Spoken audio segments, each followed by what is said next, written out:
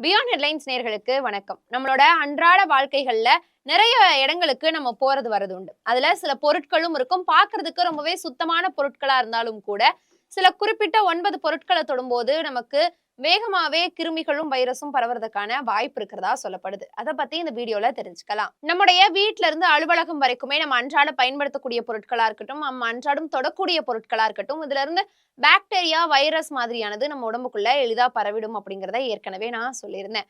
இதுல கதவுடைய தார்பாலா இருக்கட்டும், லைட் ஸ்விட்ச் அது மட்டும் இல்லாம பணம் மாதிரியான பொருட்கள வெறும் கையால தொடுறது மூலியமா நிறைய கிருமிகள் நம்மளுடைய உடம்புக்குள்ள நேரடியா நுழையறதுக்கான வாய்ப்பு இருக்கு.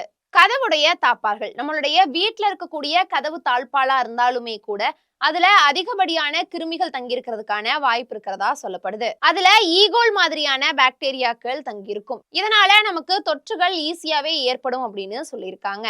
அதுலயும் குறிப்பா கதவினுடைய தாழ்பால் பெரும்பாலும் மெட்டல்ல தான் இருக்கும். அந்த மெட்டல் மேற்பரப்புல கிருமிகள் பல மணி நேரம் தங்கியிருக்கும் அப்படிங்கிறதும் குறிப்பிடத்தக்கது. அதே மாதிரி பண நோட்டு, காயின் இது எல்லாமே பல சூழ்நிலையில பல பேருடைய கைகள்ல இருந்து மாறி வர்றதுக்கான வாய்ப்பு இருக்கு. அந்த பட்சத்துல இதுல கிருமிகளும் அதிகமா இருக்கிறதுக்கான வாய்ப்புகள் இருக்கிறதா சொல்லப்படுது.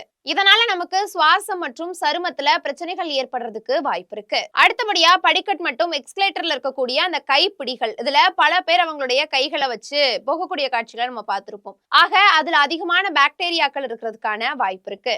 இது அரிதா சுத்தம் செய்யப்படக்கூடிய ஒரு விஷயமா இருக்கிறதால ஈஸியாவே சளி, காய்ச்சல் மாதிரியான விஷயங்கள் இதன் மூலமா பரவுறதுக்கான வாய்ப்பு இருக்கிறதா சொல்லப்படுது. அடிக்கடி லைட், ஃபேனுக்காக நம்ம ஸ்விட்ச் போட்டு ஆஃப் பண்ற பழக்கம் இருக்கும். ஆக அந்த ஸ்விட்ச் போர்ட்ல அதிகமான கிருமிகள் இருக்கிறதா சொல்லப்படுது. அதுலயும் குறிப்பா கழிவறையை விட அந்த ஸ்விட்ச் போர்ட்ல தான் அதிகமான பாக்டீரியாக்கள் இருக்கிறதா ஆய்வுகள் குறிப்பிடுது. வீட்டுல இருக்கக்கூடிய ஸ்விட்ச் போர்டுகளை வாரத்துக்கு ஒரு முறையாவது கிருமி நாசினி மூலமா சுத்தம் செய்ய சொல்றாங்க.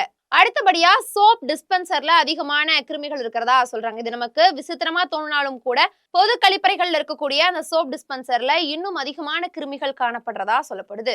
ஆக இந்த மாதிரியான பொது கழிப்பறைகள்ல டிஸ்பென்சரை யூஸ் பண்ணாம இருக்கிறது நல்லதுன்னு சொல்லியிருக்காங்க. கழிப்பறையில அதிகமான கிருமிகளும் பாக்டீரியாக்களும் இருக்கும் அப்படிங்கிறது நமக்கு சொல்லிதான் தெரியணுங்கிறது கிடையாது.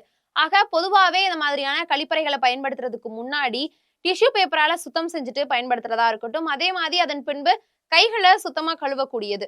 நான் இதற்கு முன்னாடி சொன்ன எந்த பொருட்களை தொட்டாலுமே அதன் பின்பு கைகளை கழுவுவது அப்படிங்கிறது ரொம்பவே முக்கியமான விஷயம்னு குறிப்பிடப்பட்டிருக்கு. இதன் மூலமா தொற்றுகள் நமக்கு ரொம்ப ஈஸியா பரவாம இருக்கும் அப்படிங்கிறதையும் சொல்லியிருக்காங்க.